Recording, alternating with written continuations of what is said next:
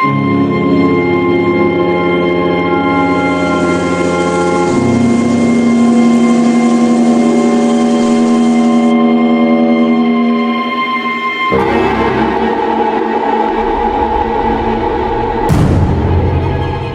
likod ng mundo ng sugal sa Pilipinas, may mga pangalang matagal nang inuugnay sa kapangyarihan, pera at kontrobersya.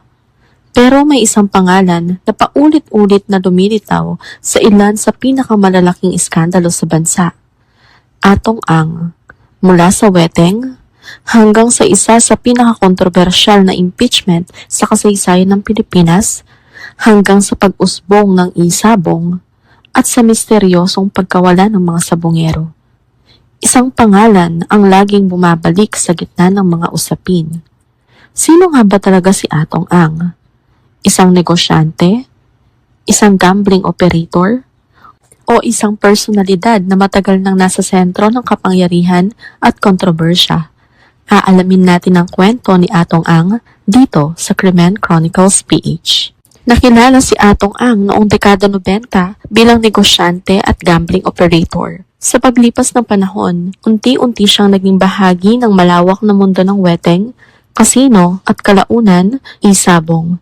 Sa industriya kung saan malakas ang impluwensya ng pera at koneksyon, unti-unti siyang nakilala bilang isa sa mga pinakamaimpluwensyang personalidad sa likod ng gambling operations sa bansa.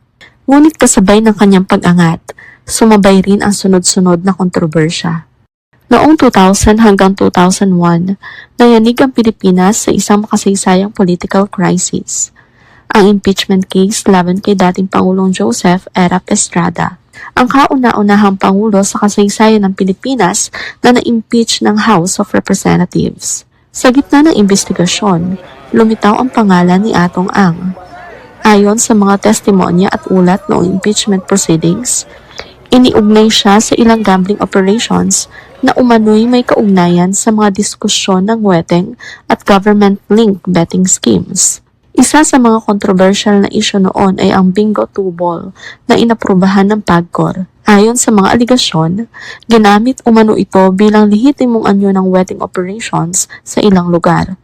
Habang lumalala ang political crisis, nasangkot si Atong Ang sa kasong plunder bilang co-accused. Noong EDSA 2 noong 2001, umalis siya ng bansa patungong Estados Unidos. Kalaunan, naaresto siya sa Las Vegas at na-extradite pabalik sa Pilipinas. Noong 2006, pumasok siya sa plea bargain agreement sa gobyerno. Pagsapit ng pandemya, sumabog ang isabong sa Pilipinas. Habang nasa lockdown ng bansa, milyon-milyong piso ang umiikot araw-araw sa online cockfighting platforms. Isa si Atong Ang sa mga pangalang naugnay sa malalaking operasyon ng isabong. Sa kasagsagan nito, umaabot umano sa bilyong piso ang kita ng industriya. Ngunit kasabay ng pag-usbong nito, lumitaw rin ang serya ng kontrobersya at investigasyon. Noong 2021 hanggang 2022, sunod-sunod ang pagkawala ng mga sabongero sa iba't ibang bahagi ng Luzon. Ayon sa Philippine National Police at Department of Justice, mahigit 30 katao ang iniulat na nawawala.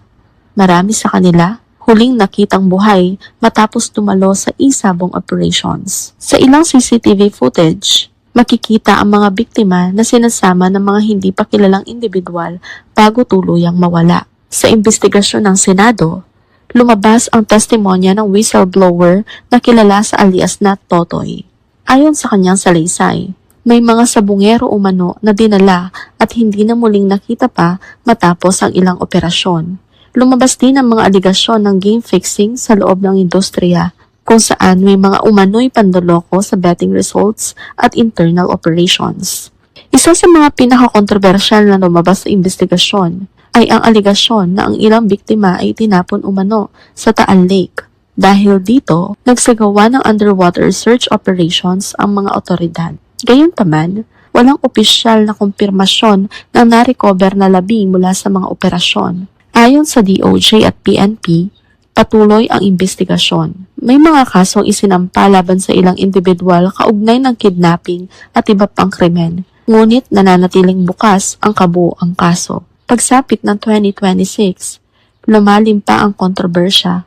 Ayon sa mga ulat ng ilang media organizations, naglabas ang korte ng warrant of arrest laban kay Atong Ang kaugnay ng kasong kidnapping with homicide na may kaugnayan sa investigasyon ng mga nawawalang sabungero. Ayon sa Philippine National Police, kabilang siya sa mga individual na tinutugis ng mga otoridad. Bilang bahagi ng mas malawak na manhunt operation, nag-anunsyo rin ang gobyerno ng 10 million pesos na pabuya para sa sino mang makapagbibigay ng impormasyon na direktang magtuturo sa kanyang kinaroroonan at posibleng pagkakaaresto. Ngunit mahalagang tandaan, sa ilalim ng batas, siya ay nananatiling inosente hanggat hindi napapatunayang guilty beyond reasonable doubt. Mariin din niyang itinanggi ang lahat ng aligasyon laban sa kanya. Hanggang ngayon, ang kaso ng mga nawawalang sabungero ay nananatiling bukas na imbestigasyon. Marami pa ring tanong ang hindi nasasagot. Ano ang tunay na nangyari sa mga sabungero? Ano ang lawak ng koneksyon ng isabong sa mga kasong ito? At makakamit pa kaya ng mga pamilya ang hustisya? Habang nagpapatuloy ang imbestigasyon, isang bagay ang tiyak. Ang pangalan ni Atong Ang ay mananatiling isa sa pinakakontrobersyal sa modernong kasaysayan ng Pilipinas. Kung nagustuhan mo ang video na to, huwag kalimutang mag-like, mag-subscribe at pindutin ang notification bell para sa mas marami pang dokumentaryong kwento ng krimen dito sa Krimen Chronicles PH.